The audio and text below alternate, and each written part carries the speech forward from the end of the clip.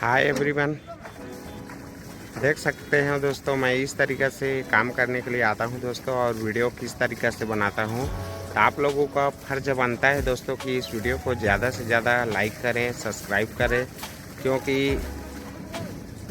कई बार ऐसे होते हैं दोस्तों कि आपका चैनल कैसे ग्रो हो गया, ऐसे करके पूछते रहते हो आप लोग। तो बहुत सारी मेहनत लगती है वीडियो बनाने में। एक वीडियो बनाने में पानी के अंदर जाना, पता नहीं पानी के अंदर में क्या चीज़ें हैं, कांच से पैर कट सकते हैं दोस्तों, या फिर गहराई हो सकती है। तो इस तरीक़े से हम लोग मेहनत करते हैं दोस्तों। तो आप लोगों का फ़र्ज़ बनता है कि वीडियो को अच्छे से लाइक कीजिएगा, चैनल को सब्सक्राइब कीजिएगा, और वीडियो अच्छा लगे तो कमेंट करना ना भूलिएगा, और अपने दोस्तों में ज़रूर शेयर कीजिएगा।